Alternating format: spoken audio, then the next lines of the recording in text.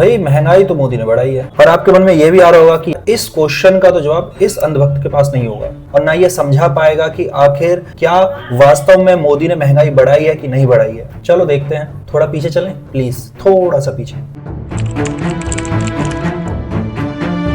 1947 में हम और अमेरिका दोनों ही थे और दोनों की हालत लगभग एक जैसी थी। मैं बताता हूं कैसे। 1947 में $1 की कीमत ₹1 हुआ करती थी, दोनों सेम से। और हमारे उस समय अंतरिम प्रधानमंत्री थे आपके चाचा नेहरू। तो भाई उन प्रधानमंत्री के कार्यकाल में फिर ऐसा क्या हुआ, क्योंकि भाई 70 सालों तक कांग्रेस ने शासन किया है। ऐसा तो हो नहीं सकता कि केवल मोदी के आने के बाद ही डॉलर महंगा हुआ है। 1947 में जो डॉलर ₹1 का होता था वो अचानक से ₹62 का, क्योंकि मैं 2014 की बात कर रहा हूँ, मोदी तो 2014 में आया है ना, तो उसका 62 से 85 हुआ है। लेकिन मैं ये जानना चाहता हूँ, आप मुझे बताओ कमेंट में कि ₹1 से 62 कैसे गया, 62। ठीक। चाचा नेहरू के बाद कांग्रेस परिवार से ही एक और प्रधानमंत्री बनी थी, इंदिरा प्रियदर्शनी गांधी। ये नाम आपको पहली बार पता चला होगा, कोई बात नहीं, आपको मेरी वीडियो से थोड़ी थोड़ी चीजें ऐसे एक्स्ट्रा मिलती रहेंगी। 1966 में कांग्रेस पार्टी से ही इंदिरा प्रियदर्शनी गांधी जी, हमारी पहली लेडी, आयरन लेडी जो है, वो प्रधानमंत्री बनी। और उनके कार्यकाल में भी डॉलर जो है ₹7, ₹7.5 तक गया। महंगा हुआ ना। फिर इंदिरा गांधी के बाद 1984 में फिर कांग्रेस पार्टी से ही अगले जो गांधी परिवार से जो प्रधानमंत्री बने वो बने राजीव गांधी। राजीव गांधी के समय पर जो डॉलर था वो था $1 ₹11 के आसपास था और उन्होंने उस डॉलर को पहुंचाया ₹16। उसके बाद भी कॉन्टिन्यूस कांग्रेस की ही सरकार रही है। बीच बीच में मैंने अभी जो बताया वो गांधी परिवार के लोग बताए, लेकिन कांग्रेस का ही शासन रहा है। 1998 तक कांग्रेस पार्टी ने डॉलर पहुंचा दिया था ₹41 का। तो प्लीज चमचो मुझे ये एक्सप्लेन कर दो एक बार अच्छे से कि जो हमारा डॉलर आजादी के समय पे $1 ₹1 का था वो कांग्रेस पार्टी ने ₹42 का पहुंचा दिया। उसके बाद फिर 1989 में और सन 2000 तक अटल बिहारी वाजपेयी, बीजेपी की सरकार से थे ये, इनके कार्यकाल में $2 डॉलर महंगा हुआ था। 41 था, 43 इनके कार्यकाल में भी हुआ था। फिर सन 2004 में वापस से कांग्रेस सरकार आई और इस बार हमारे प्रधानमंत्री बने डॉक्टर मनमोहन सिंह। और ये सारे पुराने लोगों को पता है कि वो डॉक्टर मनमोहन सिंह केवल नाम के लिए प्रधानमंत्री थे, चला सोनिया गांधी रही थी। सोनिया गांधी और उनके सुपुत्र कौन, राहुल गांधी उर्फ पप्पू। तो ये दोनों माँ बेटे मिलके मनमोहन सिंह को ऑपरेट करते थे। रिमोट की सरकार थी मनमोहन सिंह की। तो भाई मनमोहन सिंह के कार्यकाल में भी डॉलर महंगा हुआ है। और जानना चाहोगे कितना पहुंचा है? 45 से 62 का हो गया। फिर 2014 में मोदी आए। तो ये तो आपको पता ही है कि 2014 से लेके अभी 2025 तक में जो डॉलर है वो 62 से लेके 85 आ चुका है। तो चमचो प्लीज थोड़ा बताओ, थोड़ा समझाओ यार, कैसे जो डॉलर सन 1947 में $1 ₹1 का था वो 2014 तक मोदी से पहले जब कांग्रेस की सरकार होती थी वो ₹62 कैसे ले आई? अरे ढूंढो यार, हमें अंधभक्त बोलते हो, हम तो पूरी जानकारी लेके बैठे हुए हैं। मैं लिस्ट भी लगा दूंगा यहाँ पे, वो देख लेना ध्यान से। महंगाई बढ़ा दी।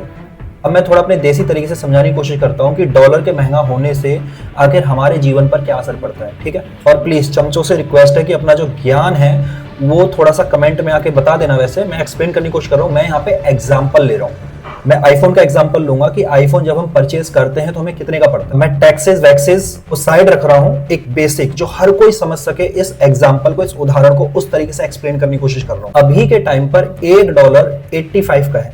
इसका मतलब यह है कि अगर अमेरिका में आईफोन 1000 का लॉन्च होता है तो भारत में वो 85,000 का पड़ेगा। मैंने पहले ही बोला है चमचो, मैंने टैक्स वगैरह नहीं जोड़े हैं, मैं टैक्स को भी साइड रख रहा हूं। अब थोड़ा पीछे चलते हैं। 2014 में अगर आईफोन अपना $1000 में लॉन्च करता है तो हमें वो पड़ता 62,000 का। थोड़ा सा और पीछे जाते हैं हम, 2004 मनमोहन सिंह जी की सरकार को अगर नोटिस करें, जब मनमोहन जी की सरकार बनी थी तो उस समय पर अगर आईफोन $1000 का लॉन्च होता तो उस समय पे हमें पड़ता 45,000 का, 45,000 रुपए का। थोड़ा और पीछे चलते हैं, 1984 में जब इंदिरा गांधी जी की मृत्यु हुई थी उस समय पर $1 ₹11 का था। और अगर उस समय पर आईफोन $1000 का लॉन्च होता तो हमको वो पड़ता 11,000 का। और पीछे अगर जाते हैं, जब इंदिरा गांधी जी ने सत्ता संभाली थी तो $1 ₹7 का था, तो वो हमें आईफोन पड़ता 7,000 का।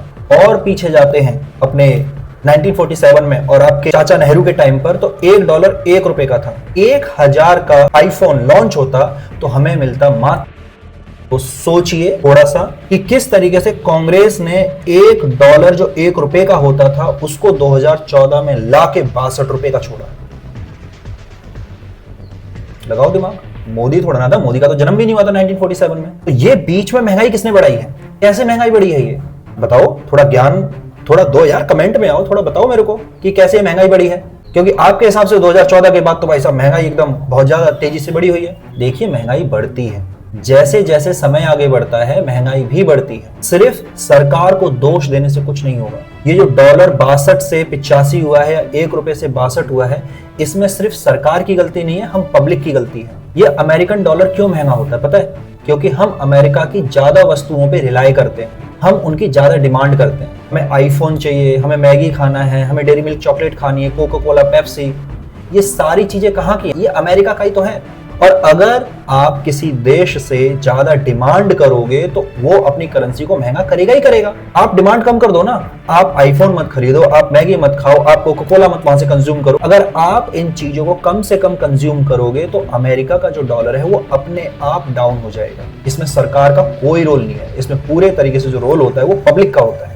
जब हम लोग हद से ज्यादा डिमांड बढ़ा लेते हैं किसी देश पर या किसी देश से डिमांड करने लगते हैं तब वो अपनी करेंसी महंगी कर लेता है। वरना एक बात बताओ, पाकिस्तान से तो हमारी कोई डिमांड ही नहीं है इस समय पे। पाकिस्तानी की करेंसी क्या है? उल्टी हालत है उसकी, समझ में आया? उसे अगर हमारा ₹1 चाहिए पाकिस्तान को तो उसे कम से कम ₹3.5 देने पड़ेंगे।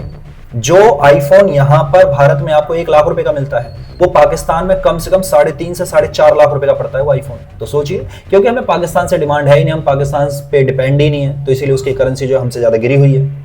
अमेरिका की इसीलिए हाई है हमसे करेंसी क्योंकि हम लोग वहां से डिमांड बहुत कर रहे हैं। और रही महंगाई, तो महंगाई में और आगे बात अगर इसमें ऐड करूं तो पहले एक पंचर बनाने वाला ₹10 पंचर लेता था बनाने, आज के टाइम पे ₹50 लेता है। ये एक नॉर्मल चीज है, ये एक साइकिल है, एक चक्र है ये। कैसे? अगर आज आपकी जॉब लगती है और आपको ऑफर होते हैं ₹20,000, तो क्या आप ये चाहते हो कि 15 साल बाद या 20 साल आपकी सैलरी जो है वो यही रहे ₹20,000? आप चाहोगे ना कि यार 15-20 साल बाद यार 20,000 से क्या होगा, थोड़ा बढ़ना चाहिए, 25 हो, 30 हो, 40 हो, 50 हो, 1 लाख हो, जितना भी हो। जब आप सैलरी से एक्सपेक्ट करते हो कि वो फ्यूचर में बढ़ेगी तो आप ये कैसे एक्सपेक्ट कर सकते हो कि महंगाई नहीं बढ़ेगी? महंगाई बढ़ती है। प्रॉब्लम वहां क्रिएट होती है कि जब उसकी स्पीड काफी ज्यादा हो। फॉर एग्जाम्पल कि अभी कोई प्रोडक्ट है वो ₹10 का है, 1 महीने बाद वो 20 का हो गया, अगले महीने वो 100 का हो गया, अगले महीने वो 200 का हो गया। वो एक प्रॉब्लम है जो पाकिस्तान में है इस समय पे। मैंने पीछे वीडियो बनाई, आप जाके देख सकते हो। मैंने कंपेयर किया हुआ है भारत और पाकिस्तान के जो प्रोडक्ट्स हैं, जो बेसिक, जो गरीब आदमी जो अफोर्ड कर सकता है चीजों को, उनके बारे में। पाकिस्तान में दूध ₹220 लीटर है। चीनी तो भाई साहब मैं क्या ही बताऊं, पीछे जाके देख लो। सिलेंडर तो ₹3500 का है, ₹3,500। बताइए यार। सीमेंट का कट्टा ₹1,400। पाकिस्तान की बात बता रहा हूं ये मैं। अगर आप अमेरिका से ज्यादा डिमांड करोगे डॉलर और महंगा होगा। डॉलर को सस्ता करना है, सरकार को कोसना छोड़ो, अमेरिका से डिमांड कम करो। डिमांड कम हो जाएगी, डॉलर सस्ता हो जाएगा। धन्यवाद।